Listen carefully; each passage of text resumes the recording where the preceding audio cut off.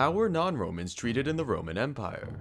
We first need to establish what it meant to be Roman. In 164 AD, estimates put the population of the empire at about 61 million, though we lack exact numbers regarding race or ethnicity. What is certain, however, is that the Romans did not have the modern concept of race. This meant that someone's Romanness could be due to various factors, such as geography, language, ethnicity, or even citizenship, making it quite flexible and often based on one's personal beliefs. So what exactly was a Roman? Well, in Roman society, class was the most important aspect regarding someone's treatment.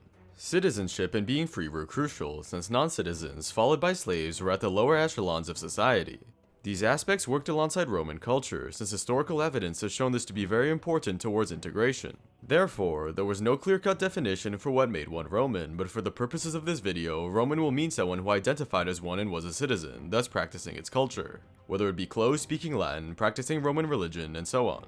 For the majority of Roman history, the citizenship population was concentrated in the capital in Italy, while Spain and Gaul had a small citizen population, the rest of the empire being even lower. Thus, the non-Roman population was large, primarily outside Italy, individuals who were often not visibly different from Romans. Terms such as Ethiop were used to refer to people from sub-Saharan Africa, but these were generally not applicable to one's social status, as there lacks evidence for mistreatment based solely on how someone looked.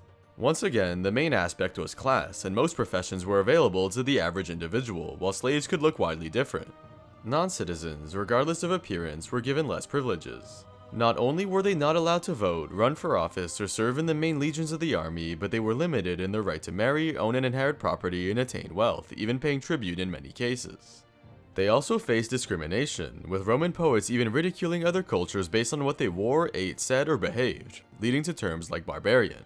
In some cases, particularly in the later empire, non-citizen immigrants were discriminated against based on how they arrived. Prisoners of war were used as laborers or artisans, vulnerable to abuse and exploitation, while asylum seekers like the Turvangi Goths could be mistreated by officials, though under official policy were considered Roman subjects. These immigrants could also face xenophobic retaliations and riots, like Emperor Julian calling the Goths only good for slavery.